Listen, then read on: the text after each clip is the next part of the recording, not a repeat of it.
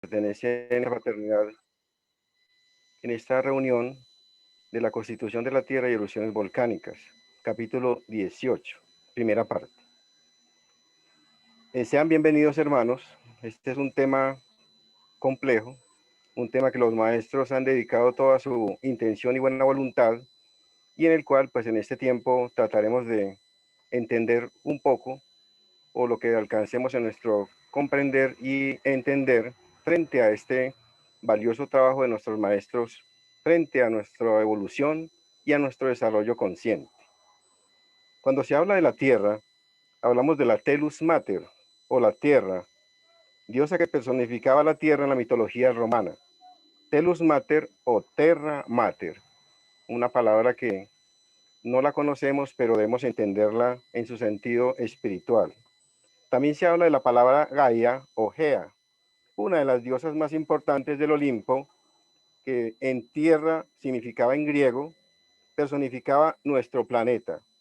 Y el nombre de nuestro planeta en la palabra inglesa, Earth, viene de la palabra germana Erder, que significa el suelo. Nuestros indígenas consideraban que los volcanes era el hogar de Dios, quien era el creador de las razas y los linajes, según ellos, cuando se comportaban mal. La ira de Dios hacía que el volcán erupcionara y se expresaban como truenos y relámpagos, y los indígenas en su momento no le temían a los volcanes, pero sí le tenían un gran respeto. Como la parte inicial de esta introducción, hermanos, dice los pensamientos de un endoterista anónimo. Leemos a comillas: como sabemos y es de entero conocimiento para los verdaderos investigadores ocultistas, que cada pensamiento, cada sentimiento y expresión que se tenga a través del verbo se vuelven arquetipos e imágenes en lo que llamamos los mundos internos, que ya sabemos que es el mundo del deseo y el mundo mental. Por eso es tan determinante tener juicio sobre nuestro ser. Los maestros y nuestra escuela nos enseñan siempre en el ideal, el recto pensar, el recto sentir y el recto obrar. Recto pensar, recto sentir y recto obrar. El culto a la verdad, el culto a la belleza y el culto al bien. Esas son nuestras normas básicas de sintonía con el ideal de nuestro desarrollo y en el ideal de nuestro espíritu, de nuestra alma. Entonces, damos inicio, hermanos, entonces a esta conferencia, después de esta sencilla y sentida introducción.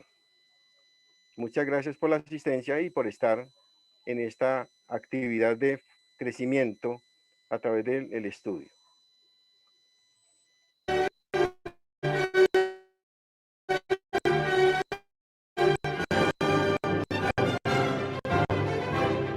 Saludo cordial para todos. Bienvenidos a esta conferencia sobre el tema Constitución de la Tierra y erupciones volcánicas, capítulo 18, primera parte. Se aclara que el desarrollo del tema está basado en el concepto Rosacruz del Cosmos del maestro Massa Endel y la conferencia número 60 dictada por el maestro Israel Rojas Romero del año 1982. Los invito a disfrutar y a comprender más sobre este tema tan trascendente e importante en nuestra evolución presente. Para mayor entendimiento, el desarrollo de la conferencia se va a tratar en 5 momentos. Primero hablaremos de la constitución de la Tierra. Segundo, los reinos de la naturaleza. Tercero, erupciones volcánicas. Cuarto, seguiremos con los estratos de la Tierra. Y por último, hablaremos de las iniciaciones y su relación con la Tierra. Para empezar a hablar de la constitución de la Tierra, debemos entender qué tan complejo es este estudio. El señor Massa Endel nos explica claramente con las siguientes palabras. Aún entre los ocultistas se considera como uno de los más difíciles problemas el investigar la misteriosa construcción de la Tierra. Todo ocultista sabe que es mucho más fácil investigar el mundo del deseo y la región del pensamiento abstracto y traer los resultados de dicha investigación al mundo físico, que el investigar completamente los secretos de nuestro planeta físico. Luego el autor del concepto Rosacruz del Cosmos nos sigue ilustrando qué tanto sabe la ciencia sobre los fenómenos de la Tierra. Nos dice textualmente: el científico moderno sabe muy poco sobre este asunto. En lo que concierne a los fenómenos sísmicos, cambia muy a menudo sus teorías porque constantemente está descubriendo nuevas razones que hacen insostenibles sus hipótesis anteriores. Han investigado con su minucioso y espléndido cuidado la costa externa, pero solo hasta una profundidad insignificante. Constitución de la Tierra. Ante la visión educada del clarividente, la Tierra se presenta como compuesta de estratos semejantes a una cebolla. Hay 9 estratos y la costa central 10, según vemos en la imagen. Sobre la constitución de la Tierra, los maestros nos amplían más adelante al hablarnos sobre los estratos de la Tierra.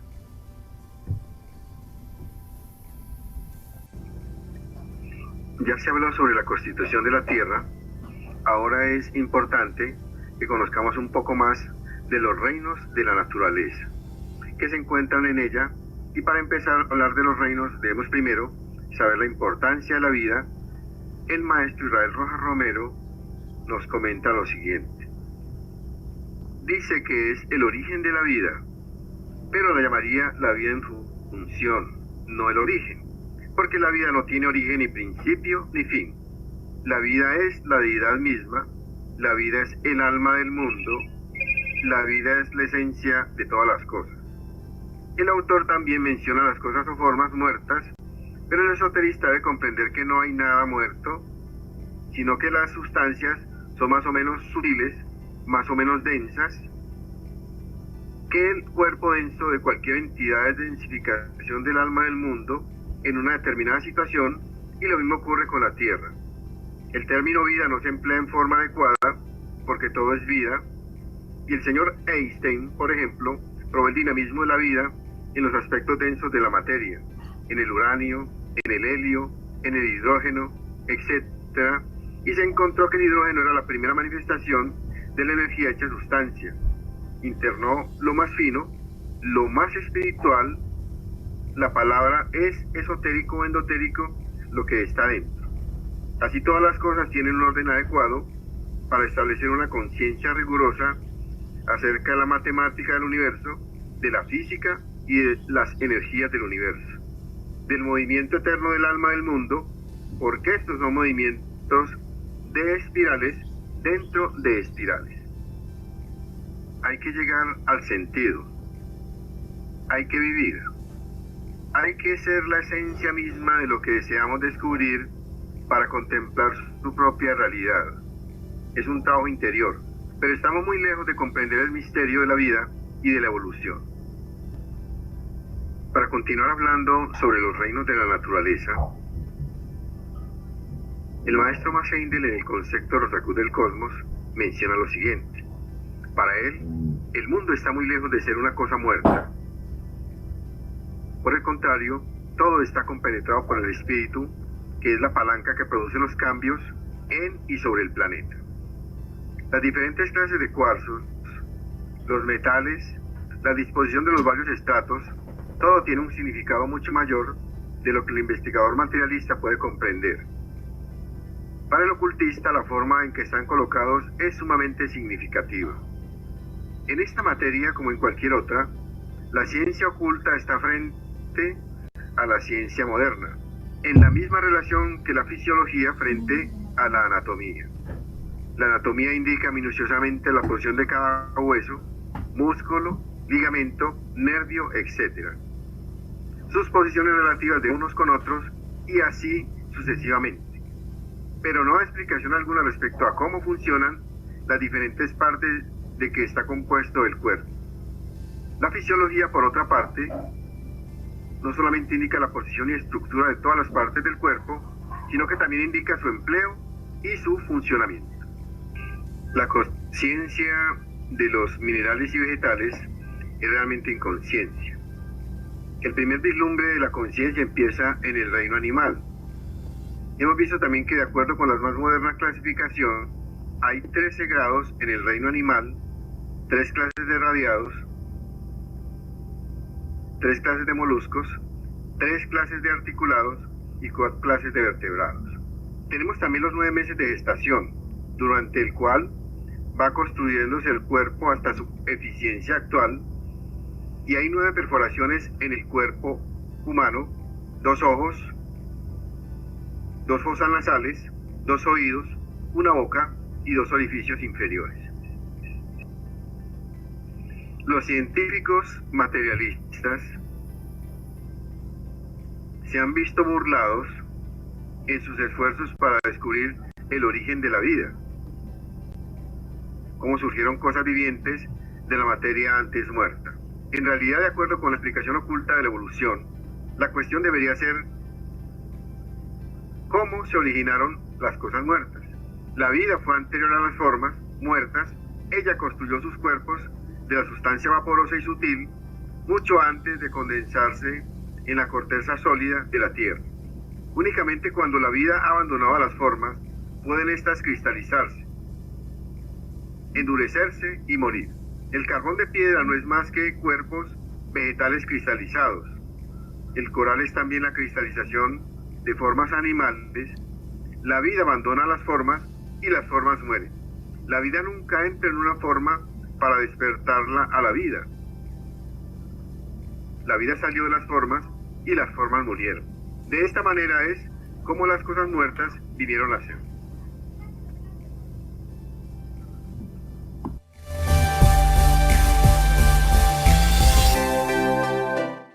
Después de haber estudiado la vida y los reinos de la naturaleza, volvemos a adentrarnos en la Tierra para ya entender sobre cómo se dan las erupciones volcánicas desde una mirada espiritual. Para ello abordaremos las palabras del maestro Israel Rojas Romero, que dicen textualmente: ¿de dónde proviene la palabra volcán? Viene de vulcano, el gran fundidor. Es el fuego que se revierte, que ha acumulado el interno y se revierte hacia el mundo exterior. Nosotros cuando sentimos ira, parecemos volcanes. Revertimos la energía acumulada, destruimos nuestra armonía para molestar a otros. Es un estado de inconsciencia. Esa divina energía debemos sublimarla, ennoblecerla, dirigirla. En cuanto a las erupciones volcánicas, tratan de comprenderlas como tratan de comprender cualquier otra cosa, de una manera puramente mecánica, diciendo que el centro de la Tierra está en ignición y concluyendo con que las erupciones volcánicas son producidas por la entrada incidental de agua en él. O de manera semejante.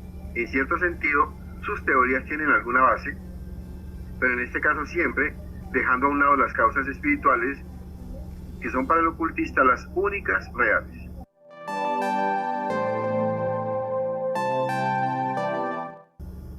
Como se habló al inicio de la conferencia, en este capítulo profundizaremos sobre los estratos o capas de la Tierra, en palabras y comentarios de los maestros.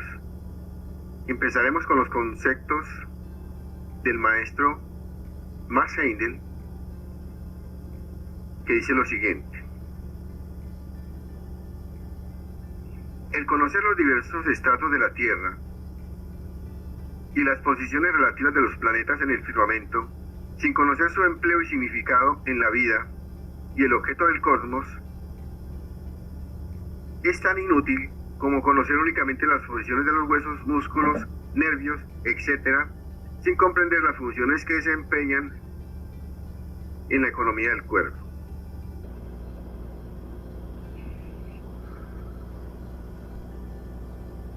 El diagrama 18 dará una idea de la posición de los estratos terrestres, omitiéndose indicar el corazón central, para mostrar más claramente la formación de corrientes en forma de 8 en el noveno estrato. En el diagrama, esos estratos están representados como si tuvieran igual espesor, aunque en realidad unos son mucho más delgados que otros. Empezando con el más exterior, aparecen en el orden siguiente. Primero, tierra mineral. Esa es la cubierta o costa externa de la Tierra, de la que trata la geología en todo lo que ha podido penetrarla. Segundo, estrato fluídico. La materia de este estrato es más fluídica que la de la costa exterior, pero no es líquida, sino más bien parecida a una pasta viscosa y espesa. Tiene la cualidad de expansión como la de un gas excesivamente explosivo y queda mantenida en su lugar por la enorme presión de la corteza exterior. Si ésta se quitara, todo el estrato fluídico desaparecería en el espacio, produciendo una explosión formidable. Esos estratos corresponden a las regiones química y etérica del mundo físico. Tercero, el estrato vaporoso. En los estratos primero y segundo no hay realmente vida consciente, pero en este estrato existe siempre una corriente de vida fluyendo. Estrato acuoso, número 4. En este estrato están todas las posibilidades germinales de todo lo que existe sobre la superficie de la Tierra. Aquí están las fuerzas arquetípicas que se ocultan tras los espíritus grupo, así como las fuerzas arquetípicas de los minerales, porque esta es la expresión física directa de la región del pensamiento concreto. Quinto estrato germinal. En este quinto estrato yace la fuente primordial de la vida, de la que vino el ímpetu que construyó todas las formas de la Tierra. Corresponde a la región del pensamiento abstracto. Sexto estrato ígneo.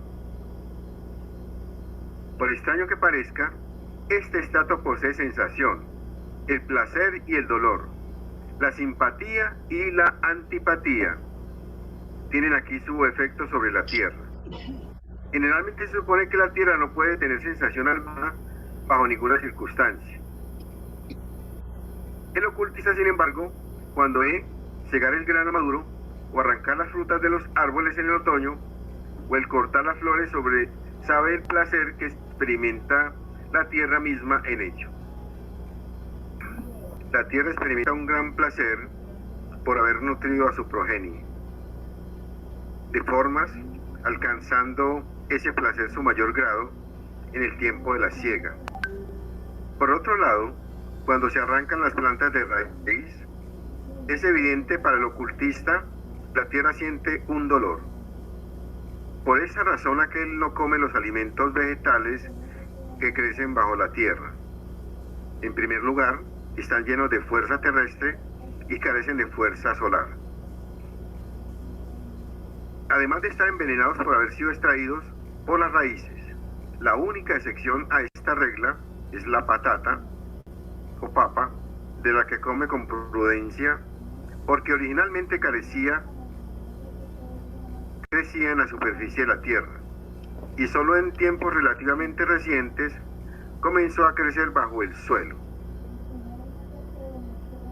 Los ocultistas tratan de alimentar sus cuerpos con los frutos que crecen bajo el sol, porque contienen más fuerza solar y de calidad superior, y no causan sufrimiento alguno a la tierra con ello. No debe creerse que los trabajos de labranza produzcan dolor alguno a la tierra, pues es al revés. Toda desintegración de la corteza dura de ella le produce un sentimiento de libertad, de comodidad, como cuando a uno le sacan un peso de encima, y toda solidificación es fuente de dolor. Cuando una montaña, el torrente lava el suelo y lo lleva a la llanura, la Tierra se siente satisfecha, más libre. Cuando la materia desintegrada se deposita de nuevo como en la barra que se forma frente a la boca de los ríos, se produce un sentimiento de incomodidad, así como la sensación de los animales y del hombre es debida a sus cuerpos vitales separados. Así también los sentimientos de la Tierra están especialmente activos en el sexto estrato, que corresponde al mundo del espíritu de vida.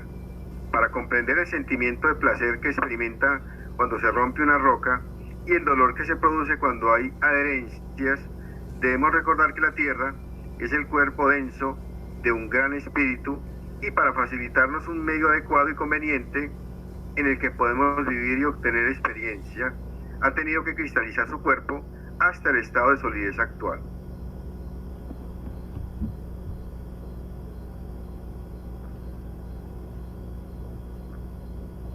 Ya he escuchado los pensamientos del señor Mashendel. Seguidamente presentamos el análisis que hace nuestro maestro Ragozzini sobre el tema.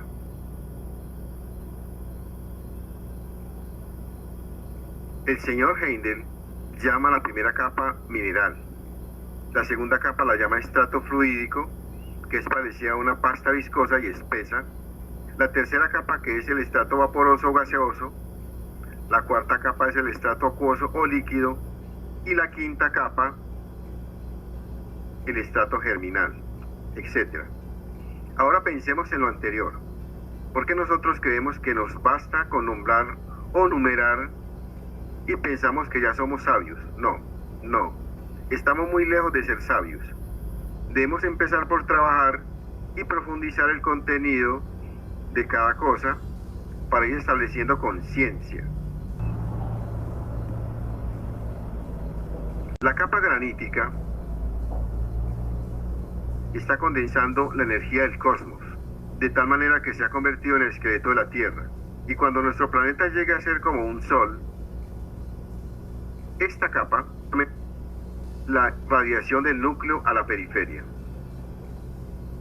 A este estado debe llegar la Tierra, irradiando la energía de luz que ha acumulado a través de las edades, que por el momento es una capa granítica o el fundamento de las gemas en grado más o menos intenso, siendo el más importante el diamante, que ya ha acumulado tanta energía que puede irradiar. El Sol ha acumulado a través de las edades tanta energía del logos primario que irradia calor y vida para todo el sistema, que por él y tras él evoluciona. Ahí tenemos exactamente lo que va dignificando cada uno de aquellos modos o capas de energía desde el principio hasta el fin, moléculas que contraen y acumulan la energía del cosmos.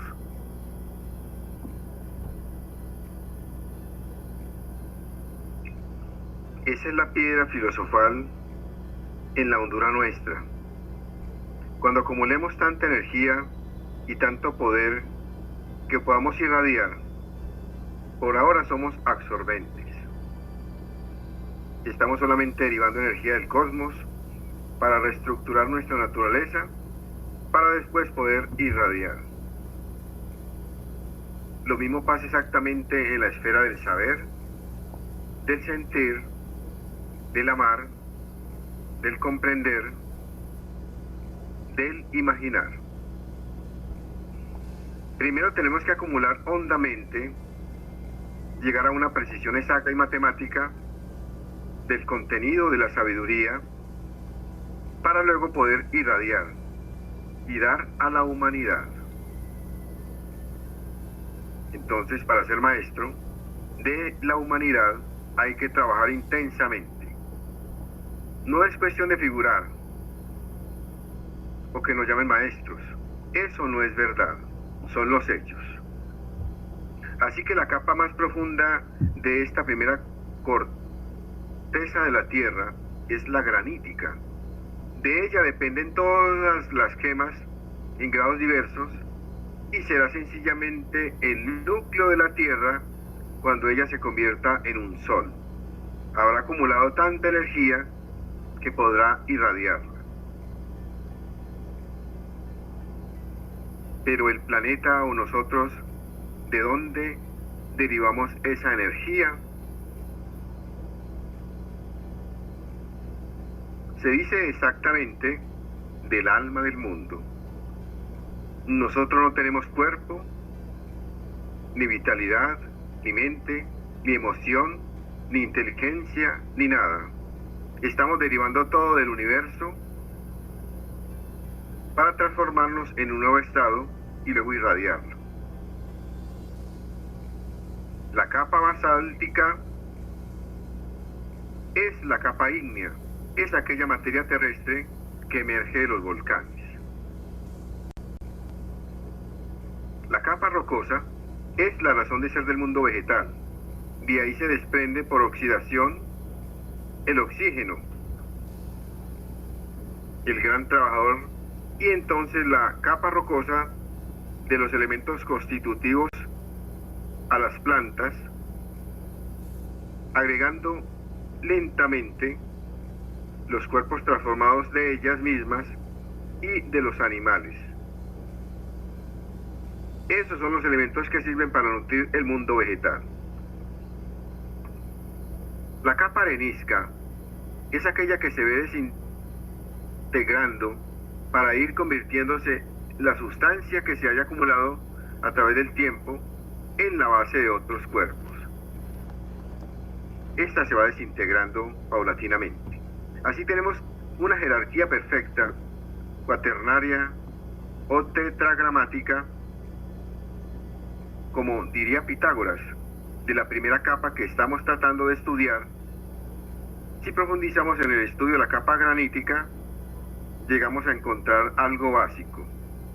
Todas las partículas de la capa granítica son triángulos, y el triángulo es la base científica de la geometría y de todos los cálculos matemáticos, porque todo es número, forma y movimiento. Esto es básico en la filosofía superior de la vida. Así que la primera capa, o estratos, está constituida por 4 grandes modos y por los otros cuerpos jerárquicamente, desde los más densos hasta los que están en gran movimiento. Si sumamos da exactamente 10, porque cada una de las capas refleja la década, que en la nomenclatura tetragramática da 40, que está bien definida. Luego le sigue la capa fluídica, la energía que fluye, la energía que se transmite de un lugar a otro en eterno movimiento. El autor dice que es una especie de gelatina y tiene 4 modos fluídicos: masa, profundidad y volumen. Es una capa fluyente, viviente, activa y dinámica. Ustedes pueden observarlo de una manera sencilla. Cuando nos acercamos a alguien, tanto nosotros como la otra persona cambiamos de animismo. Se opera este cambio por la radiación fluídica de esa energía en nuestra naturaleza. Cuando estamos estudiando y se acerca un gato, la energía animal despierta en nosotros una reacción. Le decimos sape para espantarlo o le hacemos caricias, pero hay una reacción de aquella capa porque es un fluido que circula. Sigue después la capa gaseosa, que también tiene 4 divisiones. Una materia es gaseosa cuando hay expansión por la acción molecular del fuego interno. Los gases tienden a subir los elementos más finos al espacio sobre la Tierra y a descender los elementos más pesados a la misma. La siguiente capa es acuosa, es la fijación de sustancias formales para dar vida a los vegetales, animales y hombres. Luego viene la quinta capa, que es la energía generadora de los seres y de las cosas. Se dice que es el origen de la vida, pero se llamaría la vida en función, no el origen.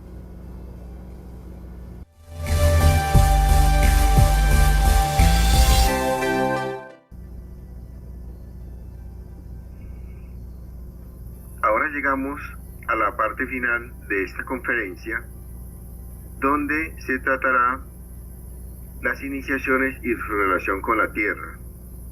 Este podría ser el tema más importante a tener en cuenta en el desarrollo de la presentación y en la evolución del planeta y sus diferentes reinos. Por lo tanto, lo primero que debemos entender es las palabras iniciación y neófito. El maestro Israel Rojas Romero nos las define así.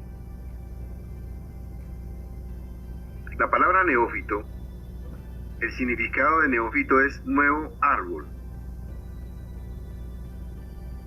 Neo, nuevo, y fitos, planta, nueva planta.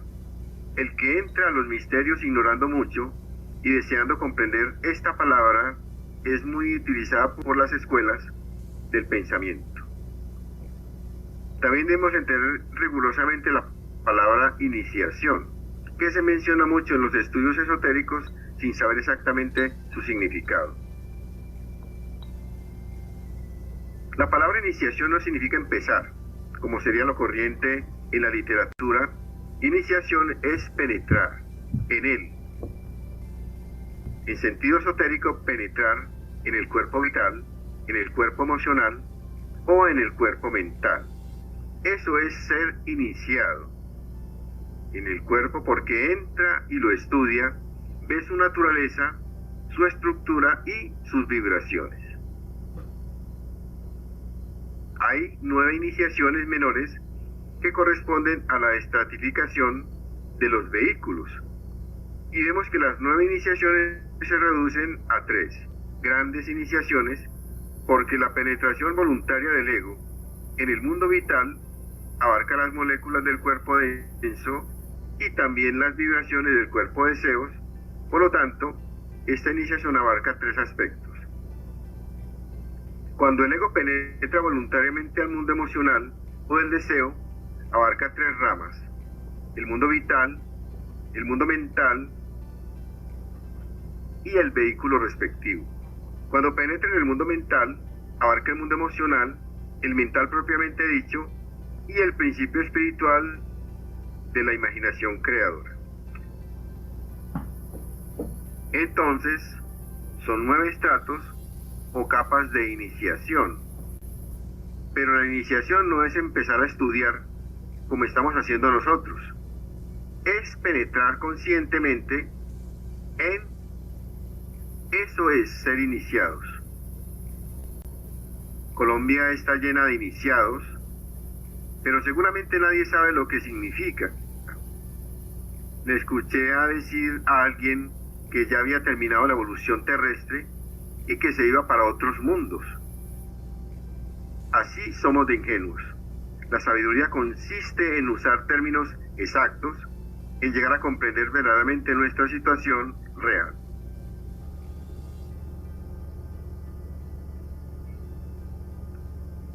La palabra Adán quiere decir sencillamente 9, es decir, los estratos constitutivos de la naturaleza del hombre y de la tierra, porque son coparalelos.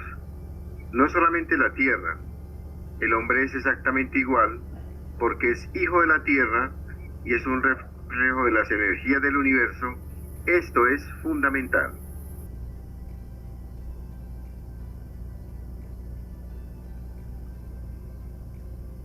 ¿Saben el significado de caballero? Es un hombre que va cabalgando un magnífico caballo. Pero nosotros debemos llegar a la verdad en sí para destruir toda clase de creencias. Caballero de la Rosa y de la Cruz.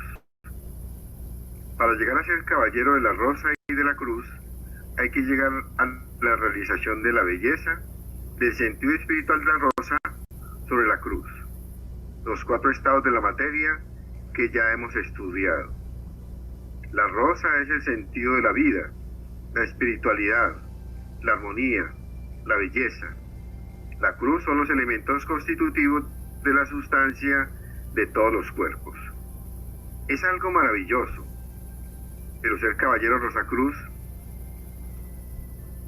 qué difícil es. Tal vez en 20 encarnaciones trabajando con mucho cuidado y empeño, pudiéramos llegar quizás a esa magnitud y a esa grandeza. También la palabra caballo tiene su sentido profundo. Por eso se menciona a los caballeros del Grial o a los caballeros de la mesa redonda. Caballo procede del caldeo Kaf, el que guía la energía del Falus, donde sea indispensable para los fines de la evolución y el crecimiento espiritual. Eso significa caballo. Aquel que sabe cabalgar esa divina energía, es decir, la sabe guiar con inteligencia, con el corazón, con la armonía, es el verdadero caballero de este mundo. Porque nosotros, dominados por los instintos, somos como pequeñas bestias, pero no caballeros. Esta es la sabiduría de las edades, es algo que no falta absolutamente ni en los números, ni en la geometría, ni en la filosofía, ni en la mística. Porque es la sabiduría esotérica, es la sabiduría del interno, de lo espiritual. Por esto, no significa que lo de abajo o lo material carezca de valor, pues tiene una trascendencia incalculable. Gracias a nuestro vehículo físico denso, podemos actualizar conciencia de estas verdades eternas, porque este es el taller de la vida, el taller de la evolución. Es un precioso vehículo, un precioso potro que tenemos que aprender a enjaezar y dirigir para que lleguemos a ser verdaderos caballeros en el sentido espiritual de la rosa y de la cruz.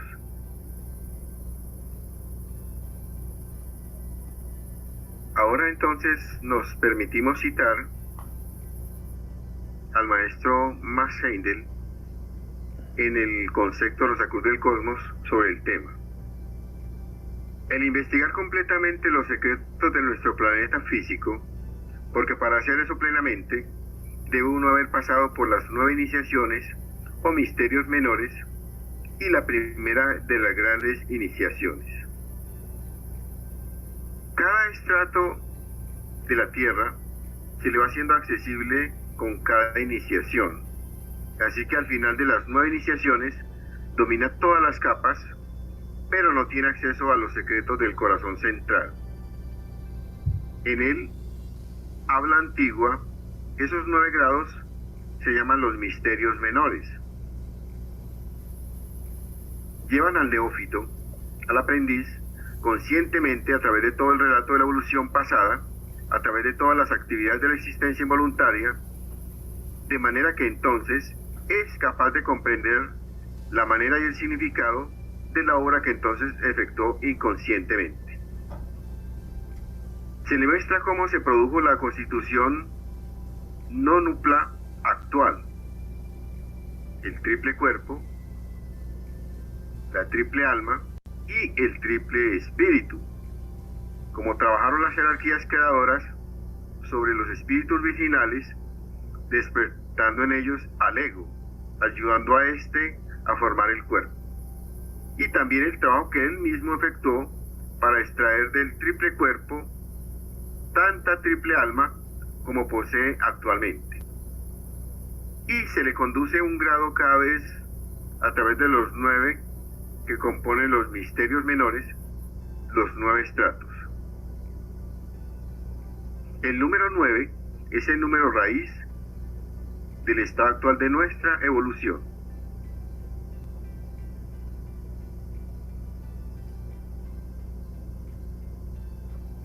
Corresponde entonces al número de nuestra humanidad, según el libro del Génesis. Se trata aquí de la creación del hombre en un antiquísimo pasado y hablan también en el libro de la Revelación sobre su desarrollo futuro.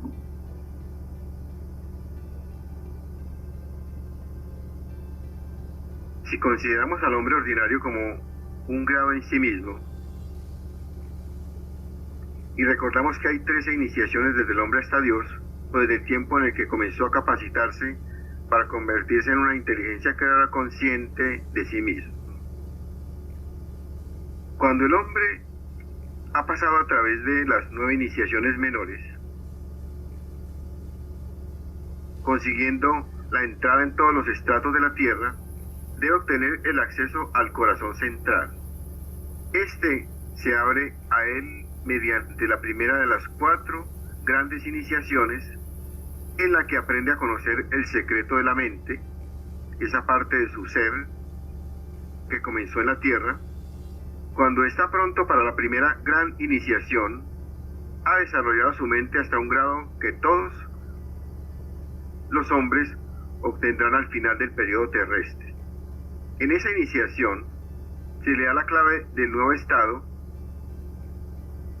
y todo el trabajo por él efectuado después de ella será el mismo que la humanidad en general efectuará en el periodo de Júpiter, que no nos concierne actualmente a nosotros. Después de esta gran iniciación es un adepto. La segunda, tercera y cuarta grandes iniciaciones pertenecen a estados de desarrollo que obtendrá la humanidad ordinaria en los periodos de Júpiter, Venus y Vulcano. Esas 3 iniciaciones están representadas simbólicamente en Cristo y sus 12 apóstoles.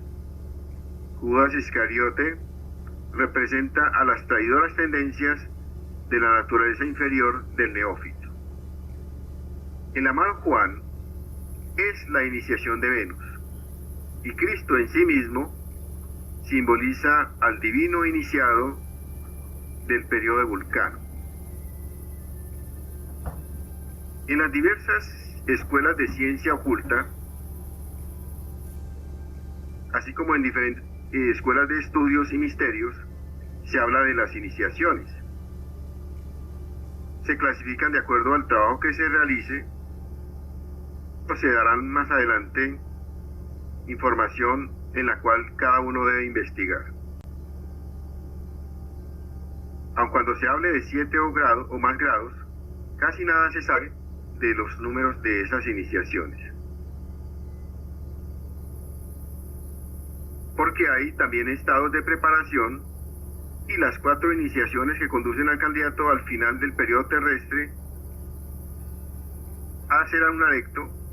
Entonces debe ser siempre más el trabajo de acuerdo al estudio y al investigador en las sociedades o en las filosofías ocultas. El autor no conoce, sin embargo, otra escuela que la Rosacruz, que tenga algo que decir sobre los 3 periodos que precedieron al periodo terrestre, salvo la simple afirmación de que existieron esos periodos. No se los pone en relación con nuestra fase actual de existencia.